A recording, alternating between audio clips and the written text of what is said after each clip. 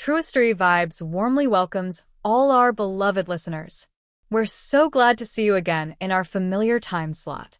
Today, TrueStory Vibes brings you a brand new story, one that we hope will touch your heart and stay with you. As you listen, feel free to leave a comment sharing the quote or moment that left the deepest impression on you. Wishing you a wonderful and meaningful listening experience. Maplewood, Vermont. A town where the sun's morning rays dance across crimson maple leaves and sleepy streets whisper stories of generations past. But on one crisp autumn dawn, the Sinclair estate, an imposing colonial house at the edge of town, became the stage for a far different kind of drama. Harper Evans stood at the bottom of the grand staircase, her breath catching in her throat. She was 26, 5 months pregnant, and newly married to Mason Sinclair, the golden boy of Maplewood society. Today was her very first morning as Mrs. Sinclair, and her heart fluttered with equal parts excitement and terror. From the second she had crossed the threshold of her new home, Harper had felt the cold weight of scrutiny. The polished floors reflected her trembling slippers. The dark wood beams overhead seemed to loom. At the top of the stairs waited Eleanor Kingsley Sinclair, Mason's mother, an elegant woman of 58 whose steel-gray hair was always perfectly coiffed, whose emerald eyes missed nothing. "Good morning, Harper," Eleanor called down, her voice smooth but undeniably chilly. She held a silver tray, upon which rested a delicate porcelain basin of steaming water. "Your first duty as Mrs. Sinclair is to ensure my comfort. Bring this to me upstairs." Harper's heart pounded. She took the basin with gloved hands, its warmth seeping into her palms. "Of course, Mrs. Sinclair," she managed, voice barely above a whisper. As Harper ascended, her mind raced. Be graceful. Be respectful. But when she reached the top, Eleanor's silk nightgown swished as she stepped aside, forcing Harper to kneel on the plush Persian rug. The younger woman's cheeks flamed, but she dared not look up. Carefully, she splashed water over Eleanor's stockinged feet, trying her best to steady her hand. In the hallway beyond, the house was silent, save for the distant ticking of an ornate grandfather clock and the faint crackle of autumn wind through the elm trees. It should have been cozy, almost poetic. Yet Harper felt none of the warmth. Each drop of water, each curt nod from Eleanor, was a reminder of her precarious place, an outsider dependent on goodwill she had yet to earn. Downstairs in the library, Mason Sinclair heard the clink of porcelain. He paused his early morning reading of vintage botanical prints. His jaw tightened at the thought of his bride on her knees. Why must mother insist on these humiliations? He thought, but he did nothing. He knew Eleanor's iron grip over him, over all Sinclairs, was absolute. Meanwhile, in the servants' quarters at the rear of the estate, Avery Kingsley, 27 and fiercely loyal, watched from a half-open door. Though she wore a maid's uniform, Avery was no ordinary servant. She was Mason's younger sister, his confidant, and Harper's only true ally. A spark of outrage glinted in her eyes as she absorbed the scene. That same morning, Peyton Sinclair, 23, petite but sharp-tongued, floated down the staircase just in time to witness the final splash. Peyton's designer leggings and crisp cashmere sweater set her apart from the rest of the household. She paused, smirk playing on her lips. "Oh, how quaint," she drawled. "First lesson in Sinclair etiquette. Kneel or find another place to live." Harper's back stiffened, but she did her best to maintain composure. She closed the basin lid and nodded. "Of course, Aunt Peyton." Eleanor waved her hand in dismissal. "You may go. And make sure the kitchen sends fresh pastries downstairs in an hour. I'll need sustenance after this effort." Harper rose slowly, cradling her belly, and retreated down the hallway. Peyton followed, eyes narrowed to slits. The two women passed Avery in the archway. For a split second, Harper and Avery exchanged a look, one of sorrow, one of determination. Avery's nod was barely perceptible, but it spoke volumes. "I'm here. You're not alone." Once the trio had dispersed, the estate fell quiet. Harper sank onto the bottom step, clutching the basin as if it were a lifeline.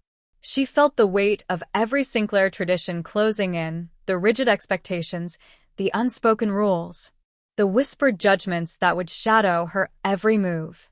Yet in that moment of vulnerability, a new resolve ignited. "I will not break," she vowed. "I will be more than a footrest for their pride." Harper's gaze drifted to the window, where early autumn fog clung to the orchards beyond. Somewhere out there, beyond these dark-paneled walls, was the life she had dreamed of, a supporting family, a nurturing home, a happy child. She would fight for it, no matter how many times she had to rise from the floor to reclaim her dignity. With a deep breath, Harper set the basin aside on a side table, smoothed her skirt, and stood. A single chime from the grandfather clock echoed through the house, an unwitting herald of the trials to come. And as the last note faded, Harper squared her shoulders. This was only the beginning. Harper Evans awoke to the muted glow of dawn slipping through the heavy drapes of her new bedroom in the Sinclair estate. The fragrance of damp earth from the surrounding Vermont orchards drifted in, mingling with the faint smell of Eleanor's rose-scented candle. Harper took a slow breath. Every inhale felt like summoning courage, and rose to face her second morning as Mrs. Sinclair. Across the hall, Eleanor Kingsley Sinclair sat primly at her vanity, brushing her silver hair into a perfect chignon. She didn't look up as Harper entered, but her steely gaze in the mirror spoke volumes. "Your tea," Eleanor said crisply, motioning to a silver tray. "Black, no sugar, with lemon." Harper nodded, glancing momentarily at the teapot. An heirloom piece etched with a Sinclair crest. She poured carefully, mindful not to spill a drop. As she handed Eleanor the cup, her sleeve brushed against the tray's edge. "Sinclair." "I'm sorry." Eleanor's lips pressed into a thin line. "You'll learn one way or another." With that, Eleanor turned back to her reflection. Harper retreated, her confidence shaken.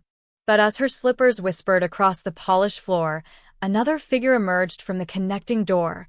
Mason Sinclair, still in his pajamas, with a sleepy but concerned look on his face. "Harper?" he said softly. "Everything okay?" Harper hesitated, be polite, but firm, then offered a fragile smile. "Yes, Mason. Just learning the rules." Mason ran a hand through his dark hair, frustration briefly clouding his warm brown eyes. "Mom's intense," he admitted, lowering his voice. "But she means well. Give her time." Harper nodded, but inside her heart throbbed with uncertainty. Give her time. The words sounded hollow. She craved a partner's solidarity, not gentle dismissal. Before she could reply, a sharp knock sounded at the door. Mason's face lit up. "Avery," he called, swinging the door open. Avery Kingsley Sinclair stepped in, slim, determined, and dressed in a crisp maid's uniform that did little to hide her genteel upbringing. She carried a small tray of freshly baked scones and a pot of Earl Grey. "Good morning," Avery chimed, placing the tray on a side table. "I thought you both might like something sweet before breakfast." Harper exhaled a breath she hadn't known she was holding. "Thank you, Avery." "That's very kind." Eleanor emerged from the bedroom, teacup finished, lips compressed. Her eyes flicked to the scones. "May I remind you," she said to Avery, "that as my daughter-in-law, Mrs. Sinclair's needs come before any others? If I require a mid-morning meal, you will see that hers is prepared first." Avery's jaw clenched, but she bowed politely. "Yes, Mrs. Sinclair." Harper wanted to protest, to declare she needed no special protocol.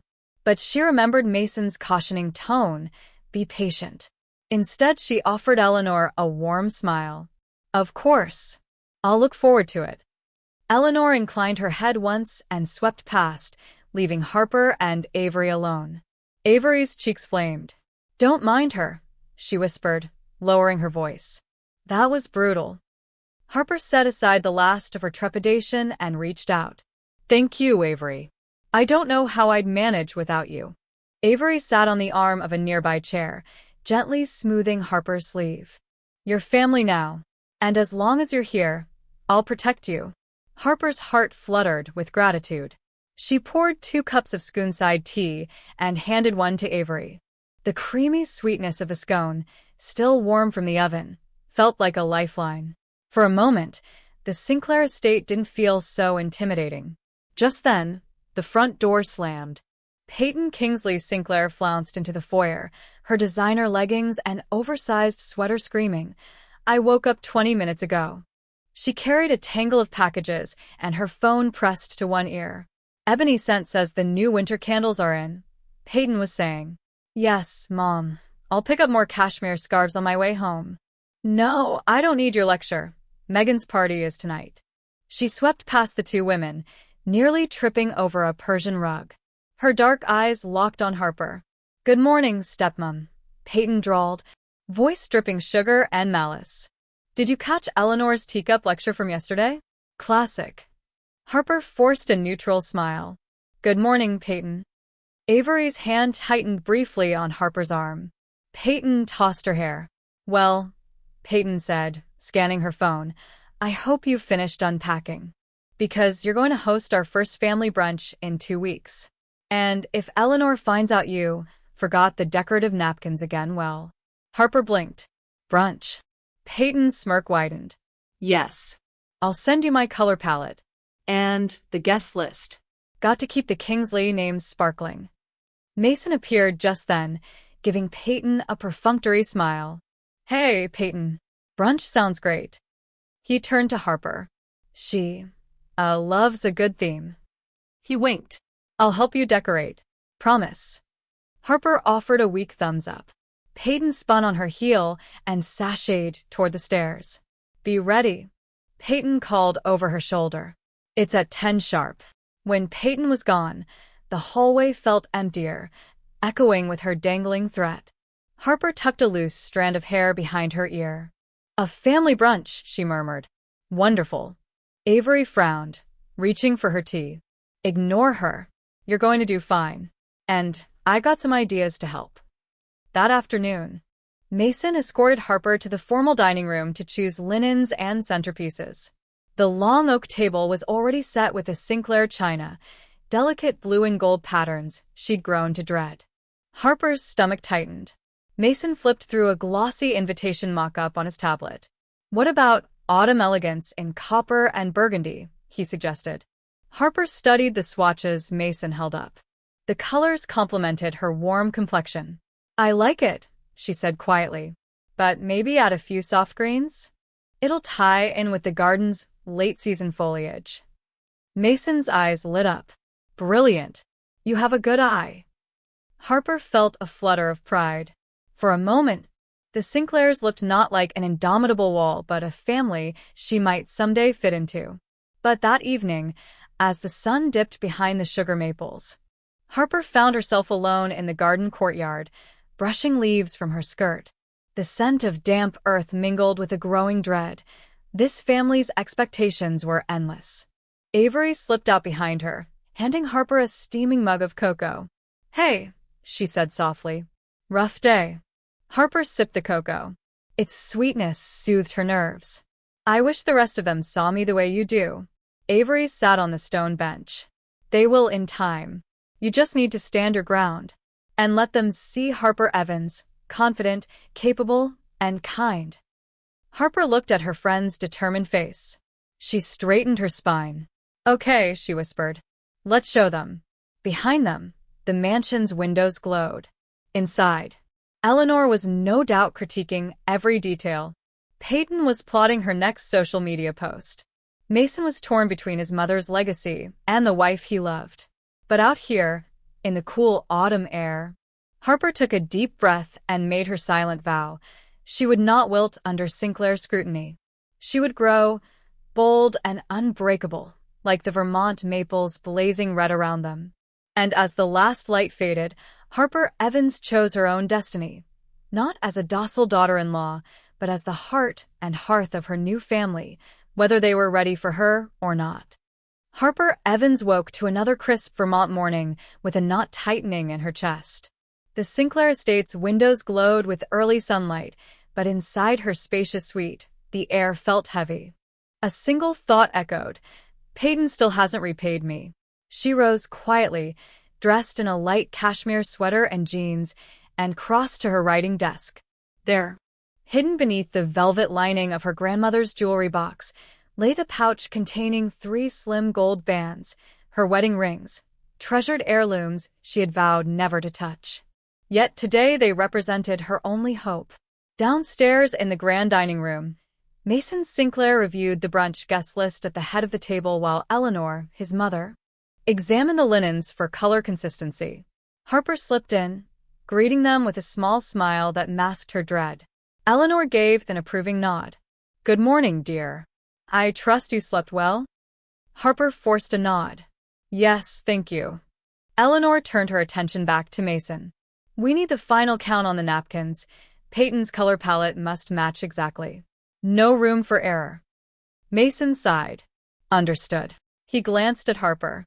"I'll meet you upstairs in a moment." The moment they were alone, Harper decided to confront the real issue. She closed her eyes, then spoke. "Mason, can we talk?" He laid his tablet aside. "Of course." His gentle gaze gave her courage. Harper swallowed. "Peyton borrowed $2,000 from me last week, said it was for her brand expansion. She hasn't repaid me, and she's back this morning demanding more." Mason's brow furrowed. "She borrowed from you? Why didn't you tell me?" "I was embarrassed," Harper admitted, "and I thought I could cover it. But now Eleanor is pressuring me for funds. Peyton won't relent. And I'm running out of options." He stood, wrapping her in a hug. "We'll figure it out together. I promise." Harper nodded, heart pounding. For an instant she believed him. Then, as Mason went back to the linen swatches, he shot her a worried look that reminded her. Mason cared, but always unconsciously under his mother's sway. Moments later, Peyton swept in, her heels clicking on the marble floor. She held her phone in one hand and a designer tote in the other. "Harper, darling." Peyton's voice was sweet and stinging. "I need that money. And I need it now." Harper's throat tightened. "Peyton, I don't have it on me." Peyton's smile froze. "Don't play games. $2,000 yesterday. I expect it today. I have bills to pay." Mason stepped between them. "Peyton, please." "Save it, Mason." Peyton snapped. "Harper knows what she owes me." Eleanor entered at that moment, carrying a silver coffee service. "What's happening?" Peyton pointed. "Aunt Eleanor, Harper owes me money. $2,000. Eleanor's expression sharpened. "Is that true, Harper?" Harper's voice shook. "Peyton borrowed the money." I agreed, "but I can't afford to front that much." Eleanor set the coffee down with a precise clink. "This is unacceptable. The Sinclair name cannot be associated with unpaid debts. Fix this immediately." Peyton smirked triumphantly. "Thank you, Aunt Eleanor." Harper felt her cheeks burn. "I'll find a way," she whispered. Eleanor's eyes narrowed. "See that you do." As Peyton sashayed out, Harper sank onto a gilded chair. Mason reached for her hand. "I'll help," he whispered. But Harper knew that promise would come second to his mother's will. She needed a faster solution. Late that afternoon, Harper retreated to the privacy of the library. Its walls were lined with towering bookshelves, and a single stained-glass window cast swirling colors across the Persian rug. She placed the velvet pouch on the desk and stared at it. "What Grandma entrusted me with, now it's my only lifeline." A gentle voice interrupted her thoughts. "I got your message." Avery stood in the doorway, arms folded. "I know about Peyton. I know about Eleanor's pressure. And I know you don't want to use your rings. But I have savings, enough to cover $2,000. Harper's breath caught. "You would do that?" "Of course." Avery sat beside her, calm and resolute. "You helped me so much when I arrived. Now let me help you. I'll transfer the funds tonight. You give Peyton the cash in the morning. Then we face Eleanor together." Tears welled in Harper's eyes. "Avery, thank you." Avery squeezed her hand. "We're in this together." That night, after the household had quieted, Harper retrieved the pouch one last time. She held each ring, imagining her unborn child wearing them someday. There was a pang of guilt, but she had no choice. In the moonlight, she placed the rings in an envelope addressed to her grandmother's name, along with a note explaining she'd need to reclaim them soon. Then she sealed it in the desk's secret compartment. The next morning, Peyton arrived even earlier than usual, phone glued to her ear. "Money," she demanded as soon as she saw Harper. "Where is it?" Harper reached into her bag and handed Peyton an envelope.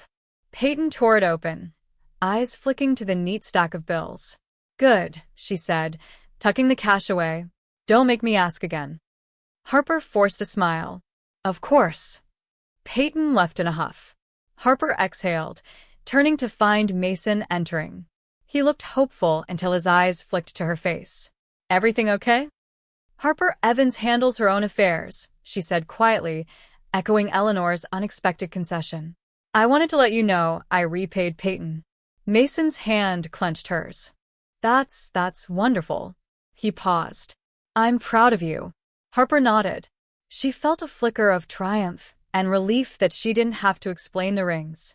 Avery had covered her version. That evening, Harper approached Eleanor in her parlor, where the older woman sat reviewing guest lists. Harper cleared her throat. "Mother, may I speak with you?" Eleanor looked up, eyebrow raised. "Yes." Harper steadied herself. "About finances. I resolved Peyton's debt this morning. I'd like to manage my personal loans and gifts directly, rather than being dictated to." Silence stretched. Eleanor's eyes sharpened. Then, unexpectedly, she inclined her head. "Very well. I trust you'll make wise decisions for our family's reputation." Harper's chest loosened. "Thank you," Eleanor added. "You did well." As Harper left, she felt a weight lift. For the first time, she'd asserted herself without fear and earned respect. Later that night, Harper met Avery in the library again. "She agreed," Harper whispered, placing the empty envelope on the desk. Avery grinned. "Excellent. Now, let's lock up those rings and celebrate." They slipped the pouch back into its secret hiding place.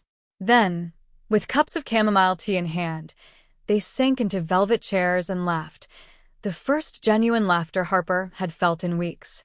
Outside, a breeze rustled the maple leaves, carrying away autumn's last colors. Inside, Harper's heart swelled with gratitude. The crisis had tested her to the brink. But with courage and with Avery at her side, she'd weathered the storm. No longer merely Harper Evans, daughter-in-law. She was Harper Sinclair now, fully able to stand on her own. Harper Evans had thought the worst was behind her when she successfully negotiated Peyton's loan repayment and insisted on handling her own finances. But Maplewood's crisp October evenings held a chill beyond the autumn air, a chill that foreshadowed the darkness Eleanor Kingsley Sinclair and her son, Mason, were about to unleash. It began with Mason's unease. One late afternoon, Harper found him standing on the edge of the terrace, staring out over the rolling orchards that stretched toward the horizon. The sun was dipping low, streaking the sky with orange and violet. Harper joined him, wrapping her arms around his waist. "What's wrong?" she asked softly. Mason didn't turn. His voice was tight. "Mother is furious that you asserted yourself. I try to smooth things over, but she said something earlier. Said that you need a firm reminder of your place." Harper's breath caught. "A reminder?" "She didn't elaborate," Mason said, finally looking at her with haunted eyes. But it sounded like a threat. Before Harper could reply, the front door swung open below on the terrace steps. Avery Kingsley Sinclair, Mason's sister, came up the path, her expression grim. She wore a simple sweater and jeans, but her posture was rigid with warning. "Harper." "Mason, I need to talk to the two of you." Mason took Harper's hand and led her down. In the library that evening, its wood-paneled walls alive with the crackle of the fireplace, Avery closed the door behind them. "I've been following some odd activity," she said, voice low. "Late last night, I saw a man loitering near your garden gate, someone unfamiliar to Maplewood. Then this afternoon, I found footprints behind the guest house." Harper's pulse quickened. "What kind of footprints?" Avery knelt by the tall window and pointed to the damp earth. "Boot prints, Not light work boots, but heavy rubber-soled. The kind you'd wear if you wanted to intimidate someone or worse. Mason's jaw clenched. Avery, calm down. Maybe it's just someone hunting on private land. His attempt at reassurance sounded hollow, even to his own ears. Avery glared at him. Hunting? Mason, these prints lead right to Harper's bedroom window. This isn't random. Harper shivered. Are you saying someone tried to break in? Avery nodded, eyes blazing. Yes. I thought you should know. Mason ran a hand through his hair. He performed the classic Sinclair hesitation. Heart torn between his mother's iron will and his wife's safety. Harper watched him, frustration flaring. She needed immediate action. That night, Mason confronted Eleanor in her private parlor. The firelight danced across her features, accentuating the steely set of her jaw. Mother, Mason began, voice wavering. Avery found footprints in the garden. Eleanor raised a hand. Garden footprints?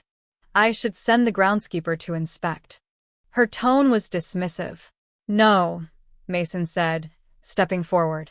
They lead to Harper's bedroom window. Avery suspects someone tried to intimidate her. Eleanor's eyes flickered. For a moment, her mask of indifference slipped. Then she smoothed her skirts and said softly, You worry too much. Maplewood doesn't harbor criminals. But Avery, Mason faltered. Eleanor held up a slender finger. Mason, I've built this family's reputation for 40 years. If you speak of threats and intrusions, rumors will spread. You'll panic the staff, the guests. We can't have that. She stood, gliding toward him. You see, my son, sometimes people need a gentle nudge to understand their place. Perhaps an evening walk past the rose arbor will remind your dear wife that the Sinclairs do not tolerate insolence. Harper's stomach churned when Mason recounted Eleanor's words later that night. A nudge, he asked, disbelief staining his voice. Mother. She means scare you, Harper said, heart pounding. This isn't gardening talk, Mason. She wants someone to frighten me. He ran a hand over his face. I'll talk to her again. Harper shook her head. I don't think she'll listen. And I don't want you caught in the middle. That very night, a cold wind rattled Harper's window. She awoke to a low, muffled voice outside, snippets of conversation she couldn't quite make out. She slipped from the bed, pulled on her robe, and tiptoed to the window. There, in the lantern glow of the garden path, two figures spoke in hushed tones, one tall and broad-shouldered, the other shorter and lean. Their boots gleamed wetly. Harper's blood ran cold. She backed away and sent a quick text to Avery. Someone is out there. Within minutes, Avery was at her door, phone in hand. Call the police, she hissed. And Mason. Harper called 911, her voice shaking as she reported a possible break-in. Moments later, Mason and Avery arrived, breathless and wide-eyed. Avery seized Harper's shoulders. I'll stay with you, she said. You're not alone. Mason stood near the window, peering out into the darkness. No sign of anyone now, he reported. They must have heard me coming. Avery glared. Exactly. Mason, you're the only male Sinclair awake at this hour. They'd recognize you. They were meant for Harper. Mason looked stricken. He turned to his wife. Harper, I'm so sorry. Harper's voice was firm, laced with hurt. Mason, if this was your idea... He shook his head. No, Harper. I was going to stop it, but it was too late. Harper crossed her arms. Then we deal with it together. I want police patrols around the house. And no brushing this under the rug. Avery nodded vigorously. We also need to secure your jewelry. And possibly hire a private guard until this is sorted. Mason closed his eyes. Okay. I'll call the company tomorrow. That night, they spent hours contacting local authorities, arranging extra security cameras, and talking through escape plans for Harper. As dawn threatened the sky with pale light, Harper realized that trust with her new family was irrevocably fractured. Even Mason had been complicit, if only by inaction. In the days that followed, the tension in the Sinclair household became palpable. Eleanor pretended everything was normal, serving breakfast as if no conspiracy had erupted, but her eyes betrayed her satisfaction. Peyton observed Harper with thinly veiled glee, as though eager for the next twist. Yet Harper refused to be broken. She refused to cower, refused to be the Sinclair footstool perpetually at Mother's mercy. Each time her heart hammered with fear, she whispered to herself, "You are Harper Evans. You will not be intimidated." The crescendo came one evening when Eleanor summoned Harper to the drawing room. Harper entered, poised but wary. Eleanor gestured to a settee. "Darling, I understand the need for caution," she said. "However, Maplewood prides itself on discretion. I trust you, and Mason will resolve this quietly." Harper met her gaze, hardening her resolve. "Mother, I'm safe. But I will not allow threats against me by anyone. If someone must be held accountable, it will be you and me, together." For a moment, Eleanor's eyes flickered with something like respect. Then she smiled in a way that made Harper's skin crawl. "Very well. Good night, Harper." Harper turned to leave, Avery waiting in the hallway. Avery slipped an arm around her.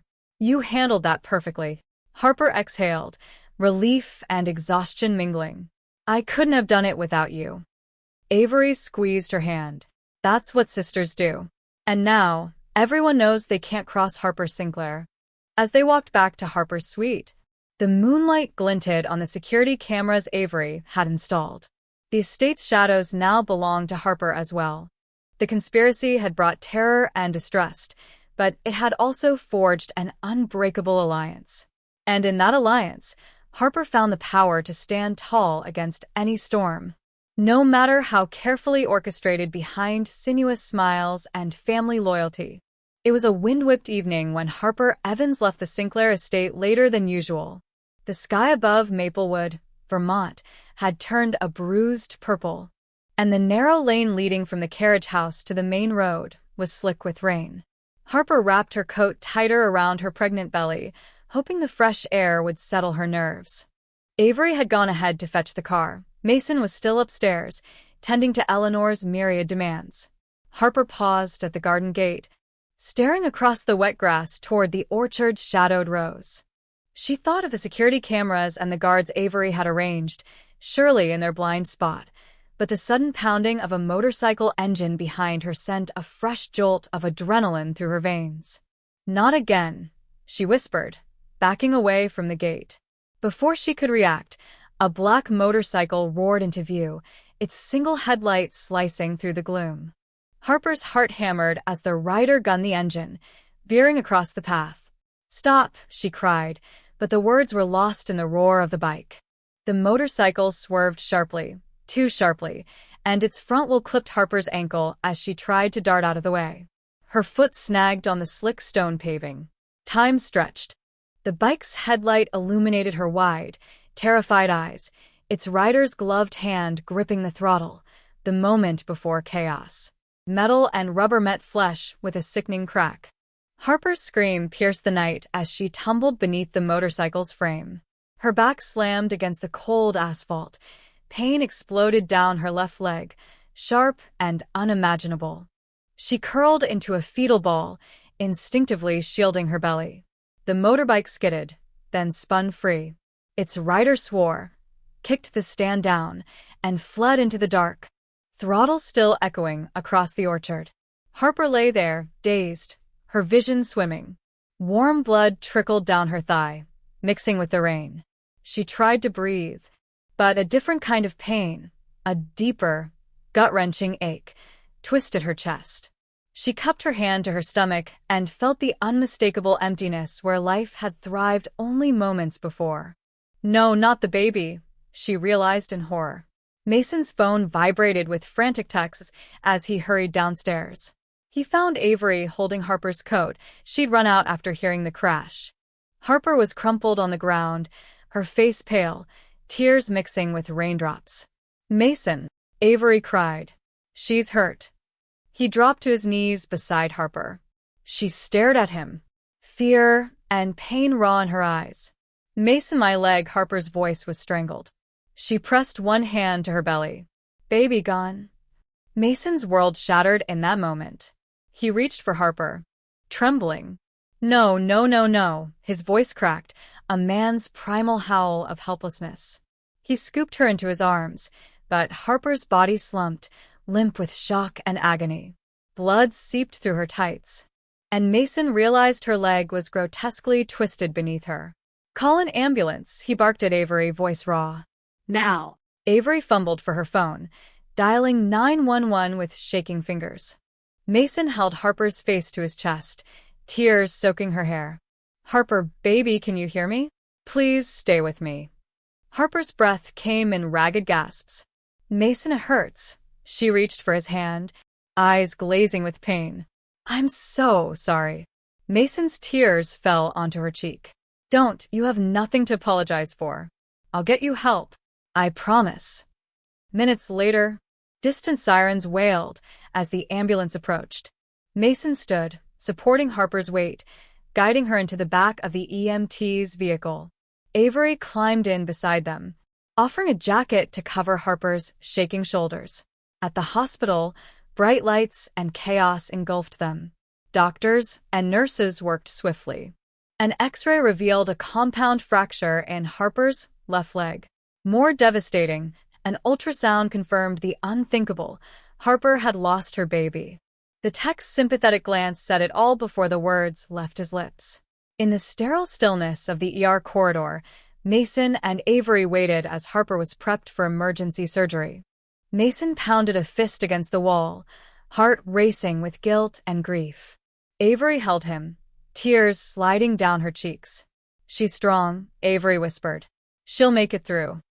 Mason's shoulders shook. "I'm so sorry," he kept repeating. "I should have protected her." Avery tightened her grip. "You did everything you could." Hours later, a weary surgeon emerged. "Mrs. Evans is stable," he said quietly. "We set the fracture, but recovery will be long. Months in a cast, possibly physical therapy. I'm very sorry about the pregnancy. We couldn't save the baby." Mason closed his eyes. Rage and despair warred within him. He nodded numbly. "Thank you, doctor." As the surgeon left, Avery guided Mason to Harper's bedside. She lay propped on pillows, one leg encased in a white plaster cast. Her face was drawn, eyes hollow with pain. She reached out, and Mason took her hand. "I'm here," he whispered. Harper blinked, her voice barely a breath. "You forgive me?" Mason's throat tightened. "There's nothing to forgive. I love you. I'm so sorry this happened." Tears rolled down Harper's cheeks. "I was scared." She paused, drawing a shaky breath. "I don't know how to keep going." Mason brushed hair from her forehead. "We'll go on together. Avery and we'll make sure you're safe. We'll heal." Harper closed her eyes, exhaustion overtaking her. "I don't know if I can ever forgive Eleanor." Mason's grip hardened. "You don't have to face her. Not ever." Avery squeezed Harper's shoulder. "We're your family now." In the days that followed, Eleanor arrived at the hospital, her posture perfect, her expression carefully blank. She peered at Harper's casted leg and then at Mason's anguished face. "My dear," Eleanor said softly, "such a shame. But I trust you'll pull through. The estate needs you." Harper's eyes burned with pain and fury. She braced against the hospital bed railing. "You need me?" she whispered. "I nearly died. My baby." Eleanor raised a gloved hand to silence her. "Everyone must make sacrifices, dear. Including you." With that, she swept away, leaving Harper trembling with hurt. Mason's face twisted in anger. "Mother," he shouted after her. Avery grabbed his arm. "Not here." Harper lay in stunned silence, tears leaking. Her hand found Mason's. "Let it go," she murmured. "Let it go." That night, in the quiet of her hospital room, Harper stared at the white ceiling. The pain in her leg throbbed, but worse was the ache that wouldn't fade. Loss, betrayal, and the realization that her new family could be the architects of her ruin. Avery slept in the adjacent chair, her face serene in exhaustion. Mason walked the corridor, hands deep in pockets, wrestling with guilt and rage. Alone, Harper whispered to the darkness, "I'm stronger than this. I will rise from this." Tears fell silently. She gripped the blanket with one hand and traced the wedding ring on the other. In that moment, the tragedy of her broken leg and shattered pregnancy forged an unbreakable resolve. She would not let fear, and certainly not Eleanor, destroy her. She would heal. She would rebuild. And she would claim her own destiny, no matter the cost. The road to recovery would be grueling, but as long as Avery stood by her side and Mason, flawed, hesitant, stood with her, Harper believed she could endure. The Sinclairs might have unleashed horror upon her, but they had also awakened a fierce determination to survive, to thrive, to emerge stronger than ever before. The morning after Harper's surgery, the Sinclair estate was shrouded in an uneasy silence. News of the attack had rippled through Maplewood, and an unmarked squad car now sat discreetly in the driveway. Avery Kingsley Sinclair, armed with the determination of a seasoned detective, met Detective Ramirez in the grand foyer. "Thank you for coming so quickly," Avery said, guiding the detective toward the library. The mahogany table was strewn with maps of the estate, camera schematics, and a laptop displaying surveillance feeds.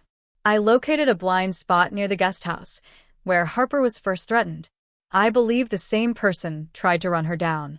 Detective Ramirez nodded, adjusting his badge. "Show me everything you've got." Avery tapped through folders of time-stamped camera footage. Hall of Fame lamps flickered on the manicured pathways at dusk. Ghosts of shadowy figures drifted past, but at 7:38 p.m., the grainy image froze on a black motorcycle accelerating toward Harper. She paused the frame. "There," Avery said. That's when the rider veered off the driveway and hit her. Ramirez zoomed in, enhancing the image. The rider's lean frame and distinctive white stripe on the helmet visor became clear. "Good work," the detective murmured. "We'll cross-reference local traffic cameras for that license plate." Over the next 24 hours, Avery and the police pieced together the rider's path through Maplewood's narrow streets. A grainy city cam caught the motorcycle's license plate, stolen, registered to a rented storage unit. Within hours, officers had staked out the unit and found the motorcycle, helmet, and a pair of muddy boots. At the precinct, the suspect, 28-year-old Marco Silva, sat in an interrogation room, jittery and evasive. Avery, Mason, and Detective Ramirez watched through the glass as Silva squirmed under the harsh fluorescent lights. "Let's make this easy," Ramirez said. "We've got your plate number, your helmet, and your boots. Why did you ride recklessly toward Harper Evans?" Silva's eyes flicked to Avery. He stuttered. I was paid. Paid to scare her." "By whom?" Avery's voice was steel. Silva swallowed. "By Mr. Kingsley's mother." He blanched. "I mean, by Mrs. Kingsley. She said it would set her in her place." Avery's heart pounded, but she remained calm. "Mrs. Eleanor Kingsley Sinclair?" Silva nodded, tears brimming. "She called me from her home number. Told me to make a scene, nothing too serious. I didn't know she'd run her down. I swear." Ramirez leaned forward. "And who arranged payment?" Silva produced his crumpled cell phone. "This text thread, payments from a number registered to Mason Kingsley. I only did it because he said it would protect his mother." Silence filled the room as witnesses absorbed the confession. Avery's knuckles whitened on the glass. Mason's face drained of color. Eleanor, waiting in the visitors' gallery, stared at Silva in stunned disbelief. In the grand drawing room that afternoon, Mason and Eleanor faced Avery, Detective Ramirez, and a gathering of officers. Eleanor's flawless composure cracked as Ramirez read Silva's statements aloud, that Eleanor had orchestrated the intimidation and that Mason had facilitated payment. "This is preposterous." Eleanor's voice wavered. "I never."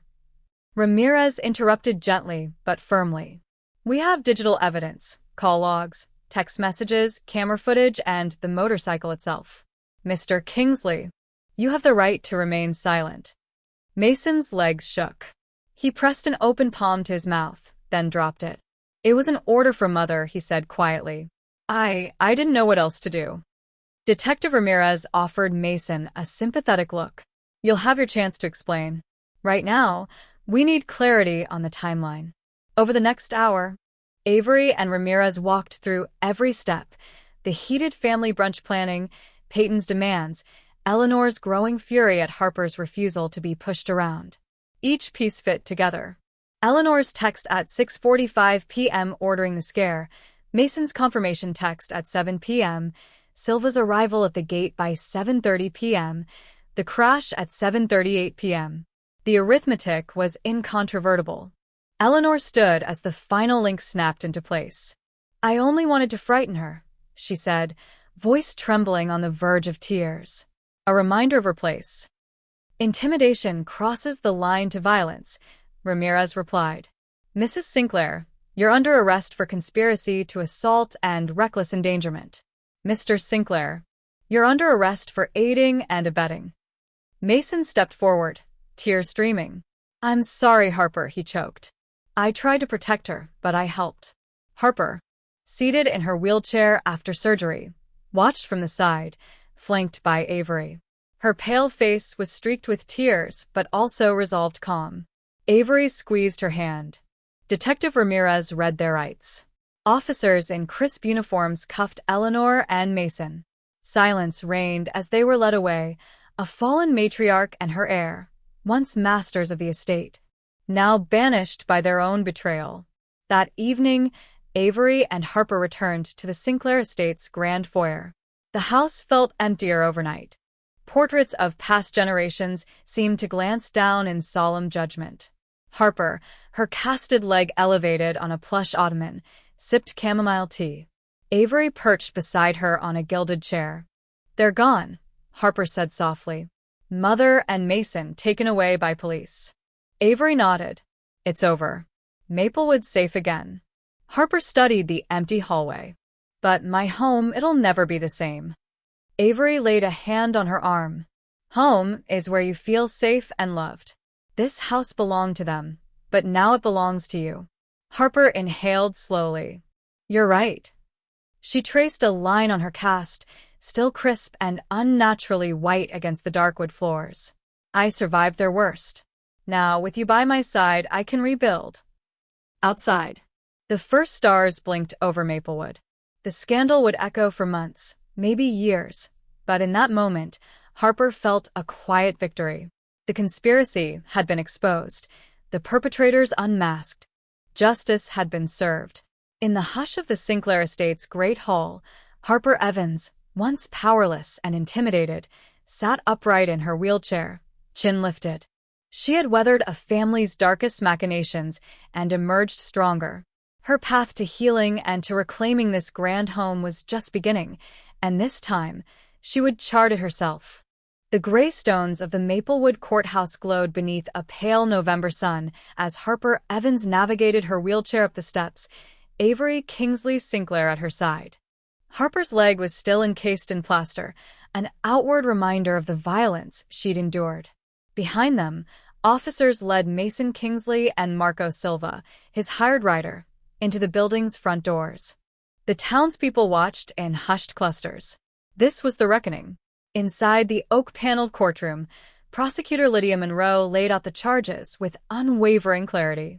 On October 22nd of this year, Marco Silva, at the direction of Eleanor Kingsley Sinclair and with the facilitation of her son, Mason Kingsley, deliberately struck Mrs.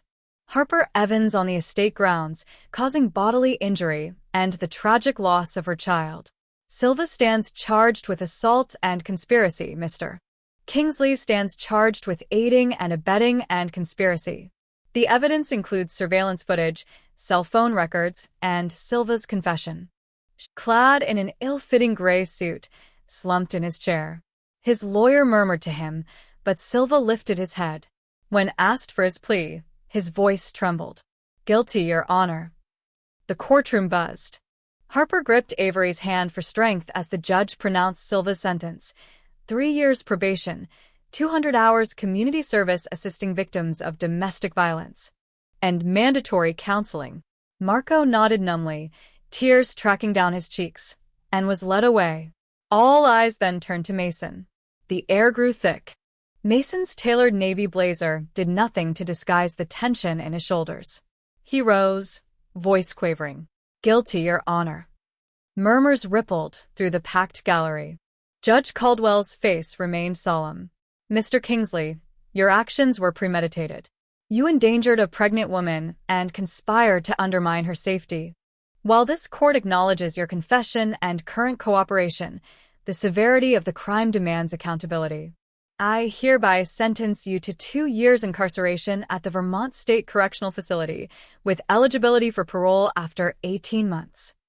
A sharp rap of the gavel echoed through the chamber. Mason's jaw dropped, eyes wide with disbelief. He sank back into his chair, head bowed, as deputies snapped cuffs around his wrists. Harper felt a surge of conflicting relief and sorrow. Justice had been served, but at a terrible cost. Avery squeezed her hand. "You did it," she whispered. Harper nodded, tears brimming but held back, her own form of resilience. After the hearing, the courtroom emptied except for Eleanor, who sat alone in the gallery. Reporters lingered at the door. When one pressed her for comment, she stood shakily, her immaculate suit now rumpled, her carefully styled hair slightly disheveled.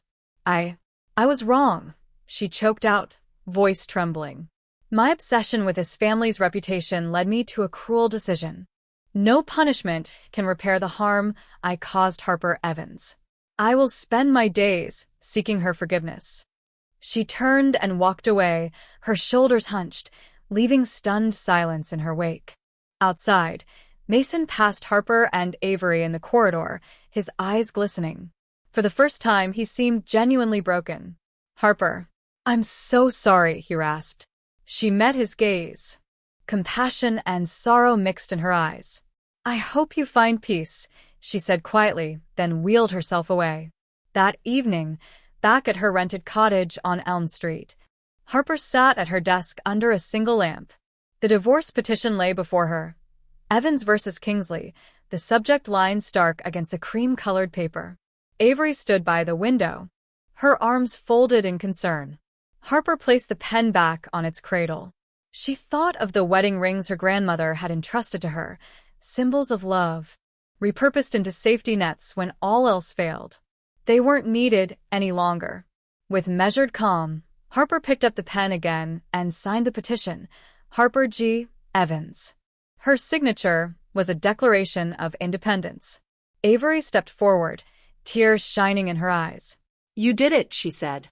Harper nodded, a fierce, quiet smile blooming on her lips. "I'm free." The next morning, Harper and Avery ventured through downtown Maplewood.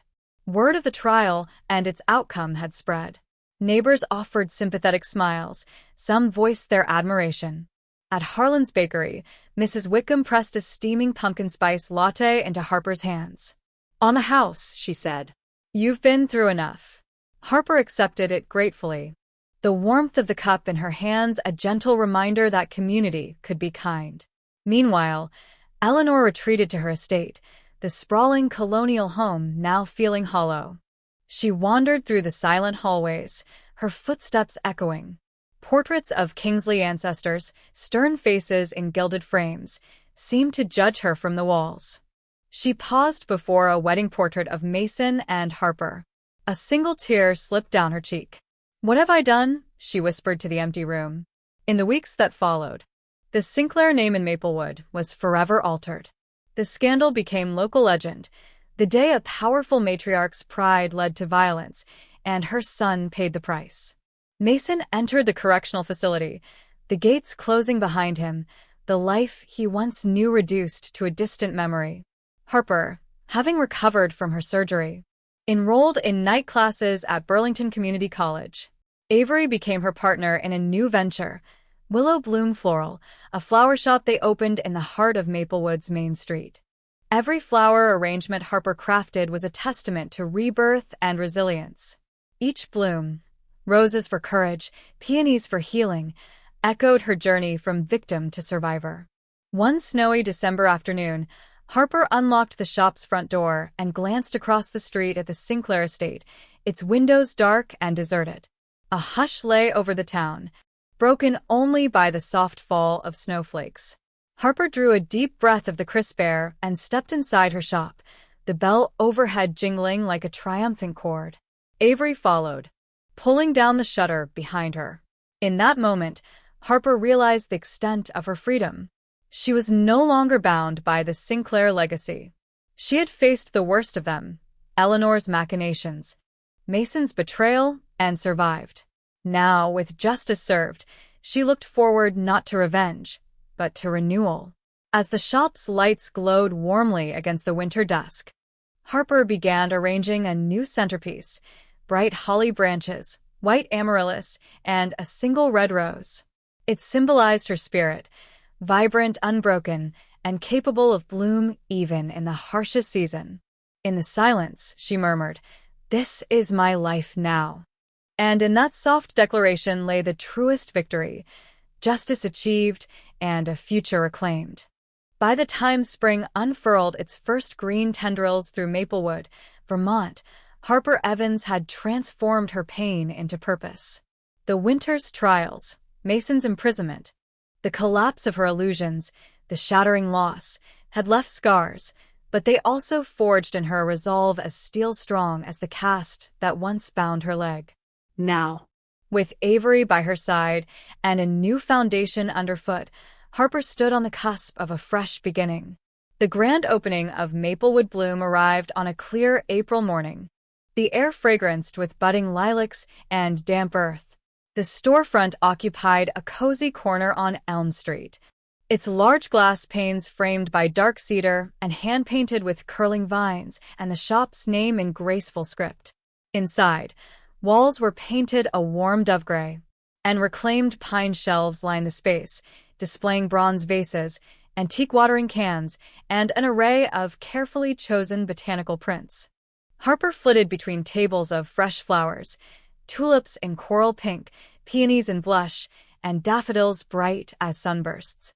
Avery, her ever-steady partner, arranged bouquets in mason jars while chatting cheerfully with the late-arriving customers, local artists, neighbors who had cheered in winter, and even Mrs. Whitcomb from Harlan's Bakery, who had brought coffee and cinnamon rolls for the staff. It was a far cry from the Sinclair estate's dark mahogany corridors. Here, natural light poured in, illuminating petals and promising growth.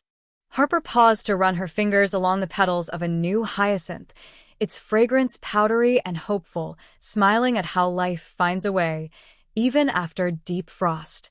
Her mother, Deborah Evans, drove up in her grandmother's old sedan, the one she'd sold years ago to cover Harper's college tuition. Now Deborah stood by the curb, handbag on arm, eyes bright with pride. She stepped inside, her soft brown coats brushing past the flower buckets. She wrapped Harper in a warm embrace. "Oh, sweetheart," Deborah whispered, "this is more beautiful than I ever imagined." Harper's eyes glistened. "I couldn't have done it without you. And without Avery." She squeezed her mother's hand. "Thank you for believing in me." Deborah looked around, taking in the fragrant air. "I believed in you from the start. You're stronger than any storm." With Avery's and Deborah's unwavering support, Maplewood Bloom became a labor of love. The first few days saw a steady stream of well-wishers. Longtime residents of Maplewood stopped by to congratulate Harper, many offering heartfelt apologies for not seeing her potential in the Sinclair shadow. Some even offered to refurbish old planters and benches for a small courtyard behind the shop, eager to help spruce the space. In the evenings, the shop's door chimed with the last customer, and Harper would lock up, sharing cups of tea with Avery behind the counter. They laughed as they recounted the day's orders: corsages for prom, wreaths for spring weddings, sympathy arrangements for the quietly grieved.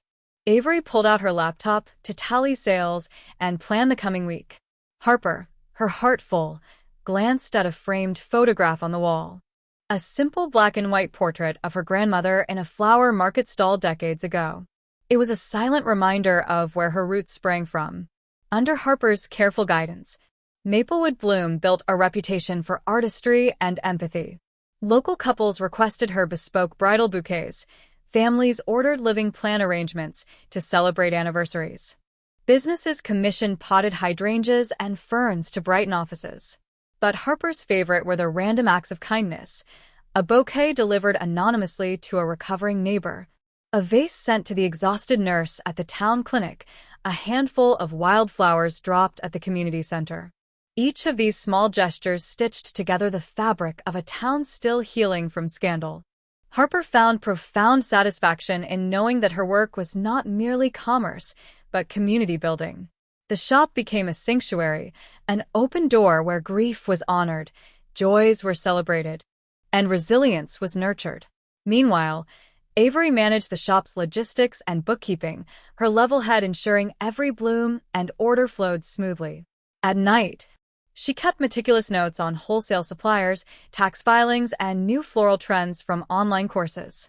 On her desk lay a pamphlet for the upcoming Vermont Flower Festival, where Maplewood Bloom would debut a collaborative installation, a living archway of wisteria and magnolia, symbolizing renewal.